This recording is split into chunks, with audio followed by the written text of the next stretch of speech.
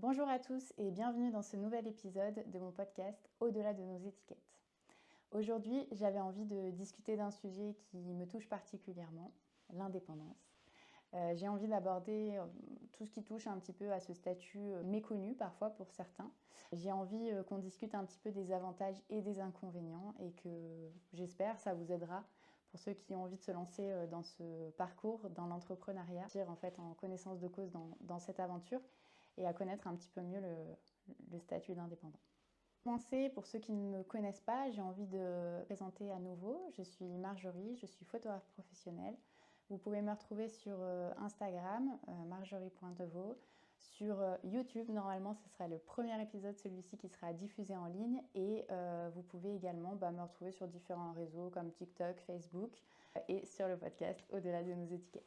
Aujourd'hui, donc, j'avais envie de discuter un petit peu plus profondément avec vous de ce sujet qui est l'indépendance en termes de statut.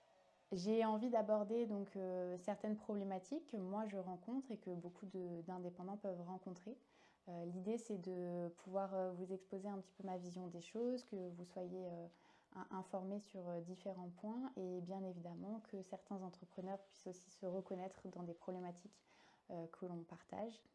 Pour commencer, donc, je vais vous lister un petit peu les points positifs de l'indépendance et pourquoi moi j'ai décidé de me lancer dans mon activité de photographe professionnel. Donc pour rappel, ça fait 3 ans que je suis à mon compte. Donc voilà, c'était un long parcours pour moi avant de devenir indépendante. J'ai été salariée pendant de nombreuses années, pendant plus de 10 ans.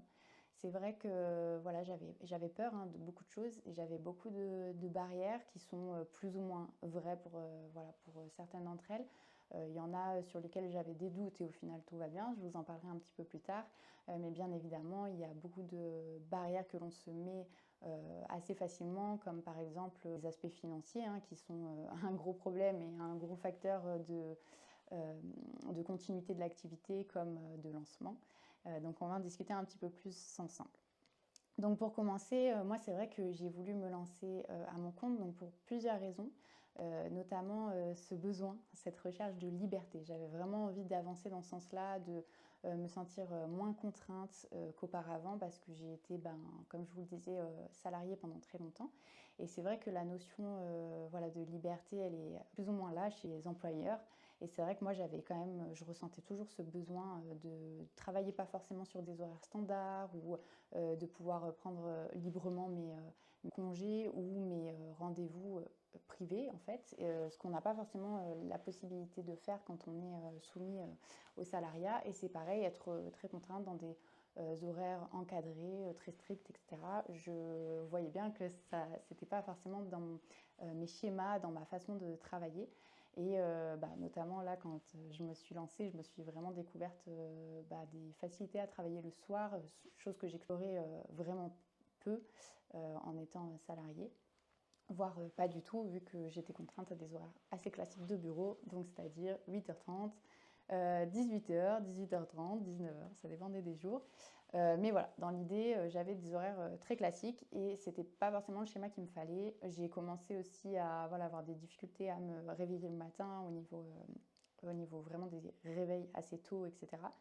Et le statut d'indépendant m'a permis aussi de voir quel rythme me convenait et de développer un petit peu tout ça. Sur ensuite tout ce qui est vraiment plaisir au travail, j'ai envie de dire, c'est vrai qu'on a vraiment un aspect qui est différent puisqu'on devient chef d'entreprise quand on se met à son compte et qu'on est indépendant. Et c'est très plaisant.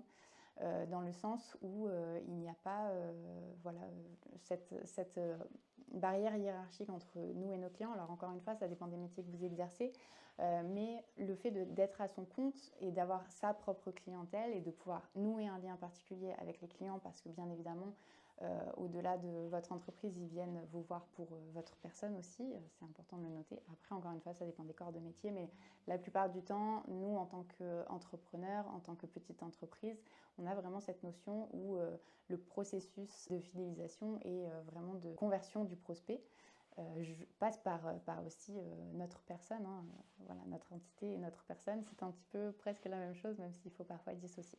Pour mon expérience personnelle, c'est vrai que j'ai la chance de pouvoir vivre de ma passion, la photo. Donc j'avoue que c'est vraiment valorisant de pouvoir faire ce qu'on aime au quotidien. Bien évidemment, hein, les personnes qui se lancent à leur compte font toutes ce qu'elles aiment, enfin j'ose imaginer.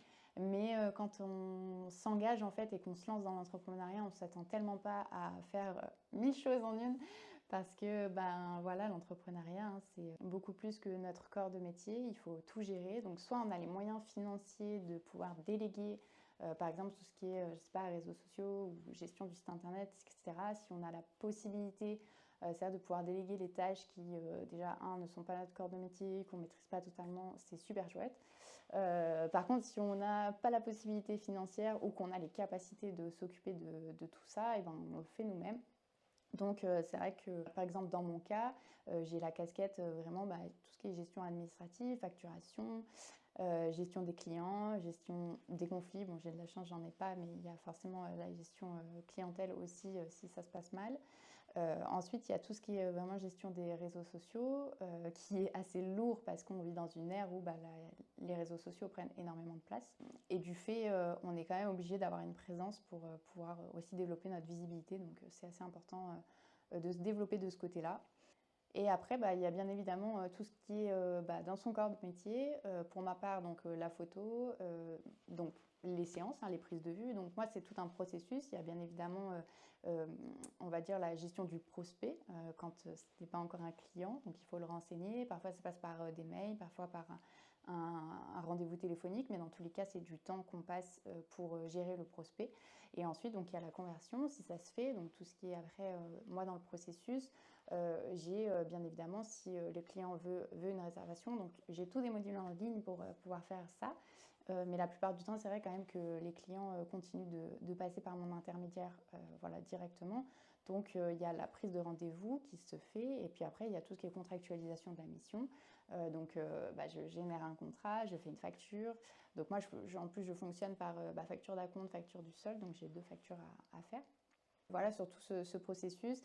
Et puis, bien évidemment, après, moi, il y a la prise de vue, donc la séance en elle-même, plus tout ce qui est avant aussi. Voilà, s'il y a l'avant-séance, hein, préparation de la séance, envoi d'un questionnaire ou d'une fiche de préparation à la séance. Et puis ensuite, il y a tout ce qui est post-traitement. Voilà, donc ça c'est aussi, bon, ça fait partie de mon métier, mais c'est la partie qui est assez lourde et qu'on ne voit pas forcément quand on est d'un point de vue extérieur, mais effectivement tout ce qui est post-traitement, ça prend beaucoup de temps.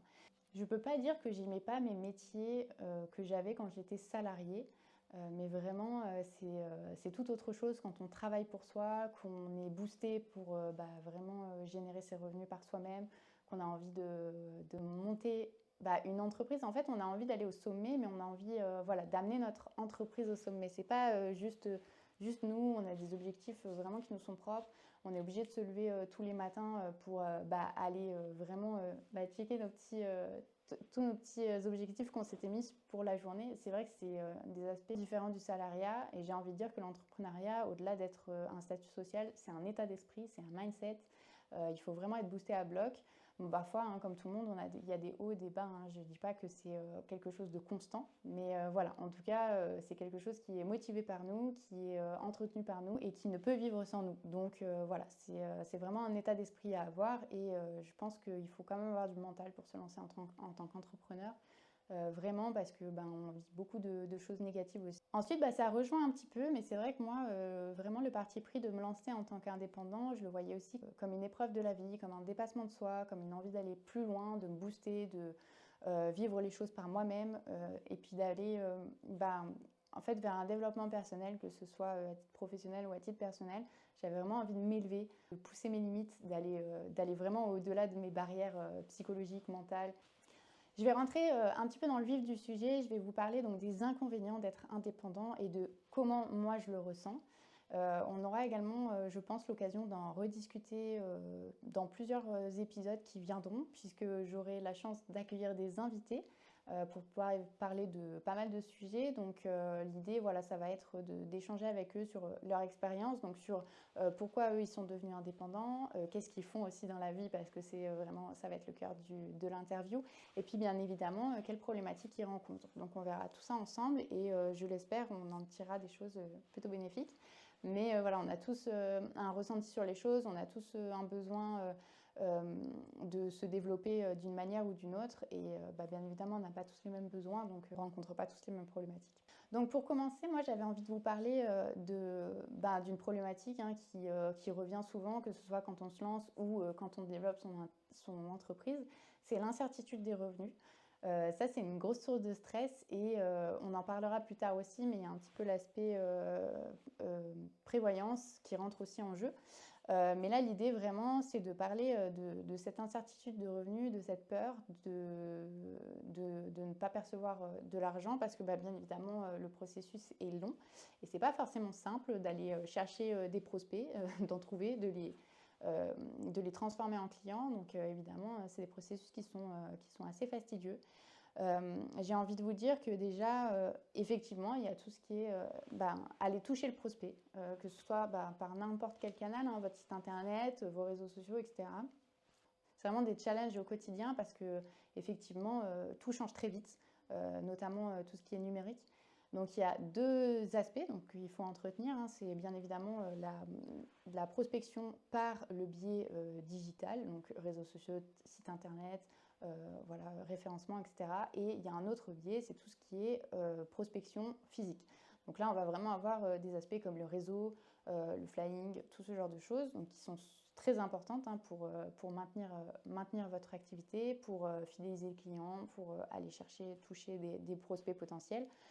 Donc là, il y a tout un processus à mettre en place de ce côté-là qui n'est pas évident. Et parfois, malheureusement, on a soit une saisonnalité, soit des barrières personnelles qui font qu'on a du mal à toucher les gens, en tout cas sur tous les aspects-là. Et ensuite, au-delà d'aller chercher le prospect, de trouver son prospect, il y a la transformation en client qui est aussi pas forcément évidente. Voilà. Il y a bien évidemment des prospects qui vont directement avoir une barrière financière à l'entrée parce que votre gamme de prix ne leur correspondra pas. Donc, il faut aussi apprendre à accepter le non, hein. Ça, c'est pas forcément toujours évident au début. On a l'impression que c'est de notre faute, on le prend personnellement, etc. Sauf que bien évidemment, tous les prospects ne seront pas nos clients et encore une fois, il faut savoir accepter le non. Autre problématique très courante, chez les indépendants, c'est de savoir aussi fixer ses tarifs. Ça, c'est vraiment pas évident. Il faut être... Bon, on en parlera plus tard, mais il y a vraiment le syndrome de l'imposteur qui rentre en jeu. Je compte en faire un épisode et vous raconter par quoi je suis passée, parce que je pense que tous les entrepreneurs passent par là. On a tous à un moment ou à un autre le syndrome de l'imposteur et il est très dur de s'en détacher. Donc nous, on en discutera dans un épisode dédié.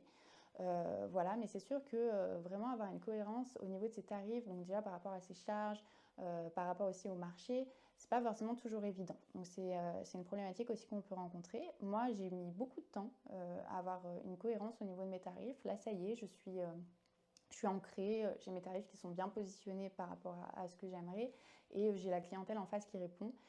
Mais ça, c'est vraiment quelque chose qui revient assez souvent. On se questionne sur les tarifs, on les modifie, on a peur d'être trop cher. Voilà, enfin, c'est des questionnements qui reviennent vraiment très souvent et je pense que c'est vraiment une chose qu'il faut aborder en fait à la naissance de son entreprise, à la naissance de son activité. Bien évidemment, après, ça peut évoluer, hein, c'est pas quelque chose qui reste fixe. L'idée, c'est de les faire évoluer au fur et à mesure et bien évidemment, quand on prend en compétence ou qu'on développe des aspects techniques de notre profession et qu'on devient meilleur dans notre pratique, évidemment, on peut aussi augmenter ses prix, ça, il n'y a pas de souci. Il y a aussi les phénomènes d'inflation, etc., qui font qu'on augmente nos tarifs.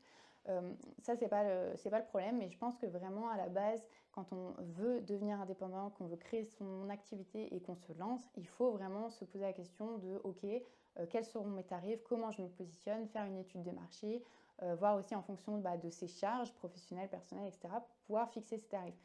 Et c'est une chose qu'il faut conserver parce que la plupart du temps, ce que font les indépendants quand ils se lancent, c'est qu'ils fixent leurs tarifs et puis après, ils ne se sentent pas bien ou ça va pas ou ça prend pas et du coup, ils vont se dire, bon ok, pour que ça marche, je vais baisser mes tarifs. Sauf que ce n'est pas la solution parce que souvent, c'est juste que voilà, les actions qui sont mises en place pour aller toucher les prospects ne sont pas forcément les bonnes.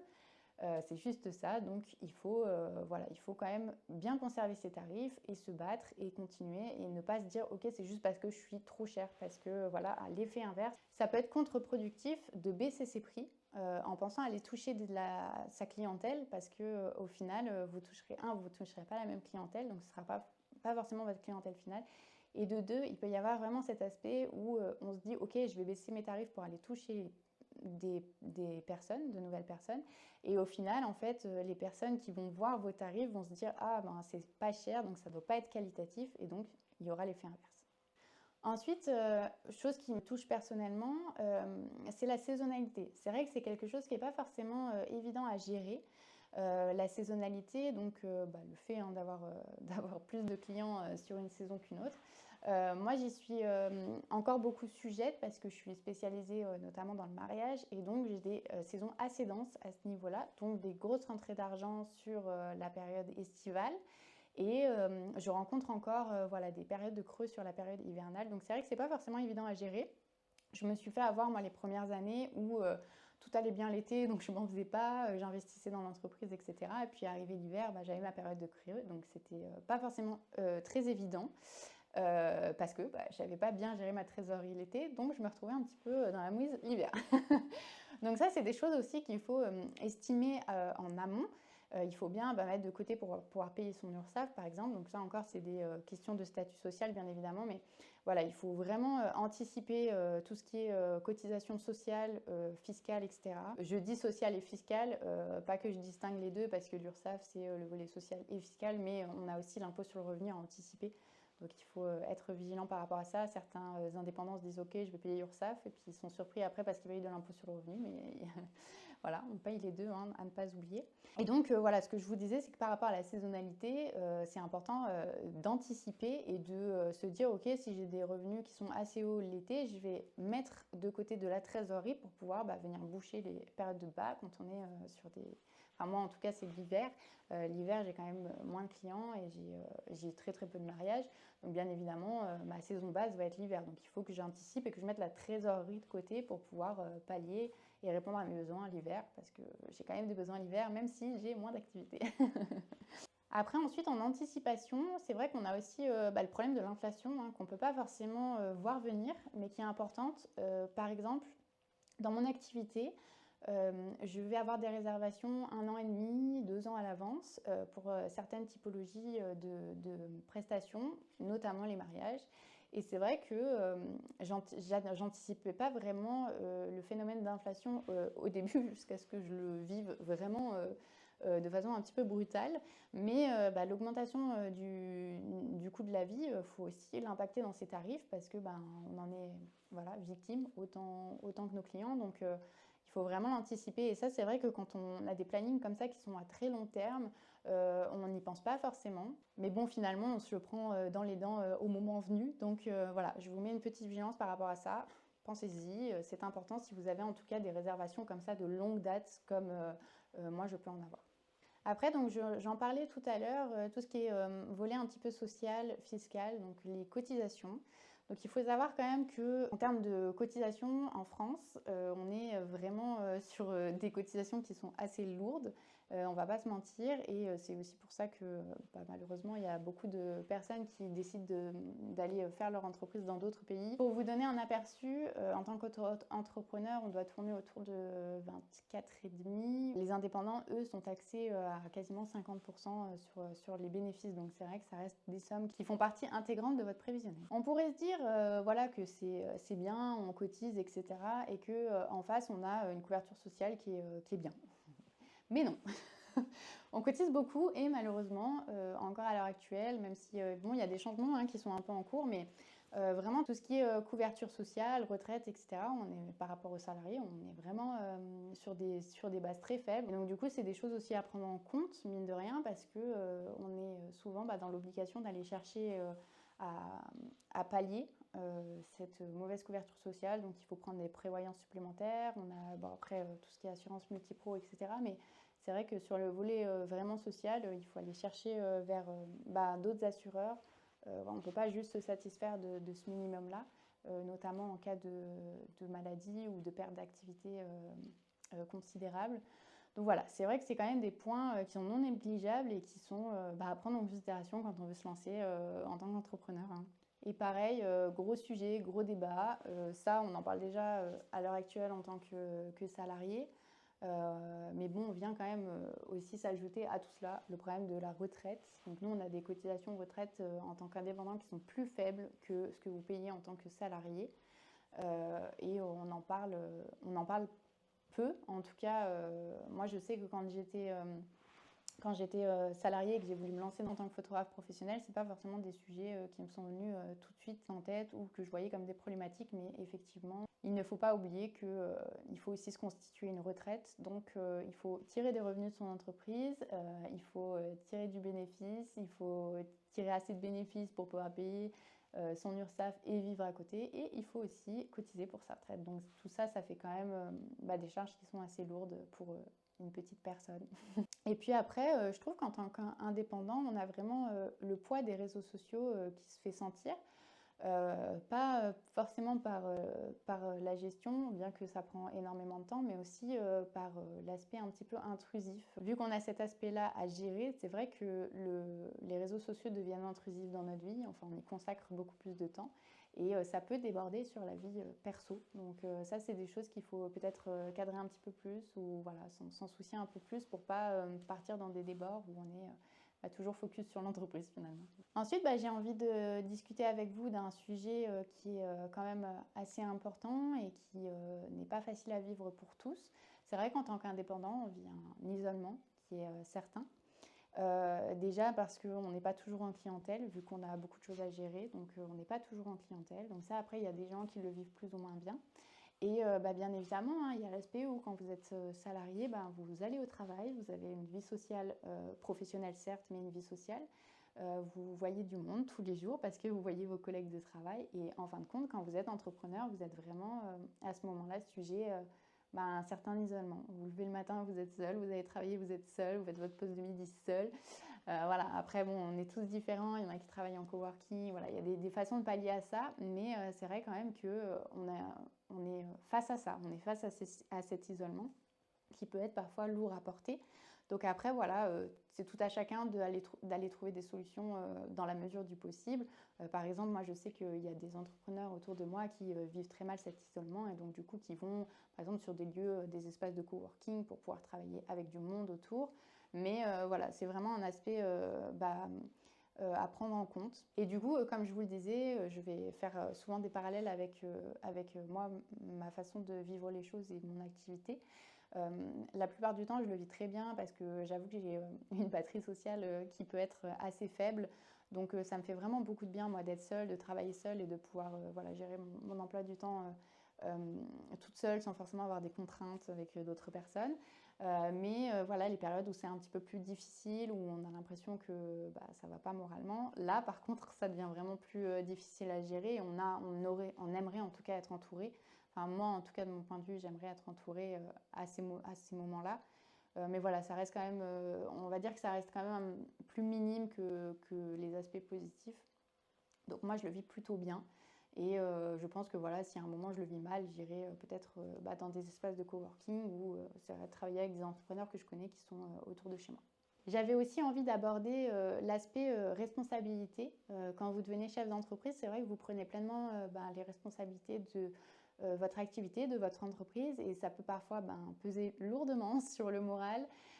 Voilà, parce que bien évidemment, hein, quand on réussit, tout nous réussit, donc ça va bien, le moral va bien, et encore qu'on peut être confronté à d'autres problématiques, et on se sent bien, on se sent en confiance. Mais à l'inverse, quand on est moins bien, quand l'activité diminue, on peut vraiment le prendre personnellement, on peut le prendre pour soi. Et là, c'est beaucoup plus difficile à gérer parce qu'on peut vite se dire qu'on est nul, on peut vite perdre confiance en soi, etc. Donc ça, c'est vraiment des aspects de l'entrepreneuriat qui peut être plus ou moins difficile à gérer pour les personnes. Mais c'est vrai, quand on a des baisses d'activité, donc des baisses de revenus, en plus, ça joue beaucoup sur notre mode de vie aussi, parce que forcément, hein, quand on est pris à la gorge financièrement, on ne va pas aller s'enjailler sur la plage ou ce genre de choses.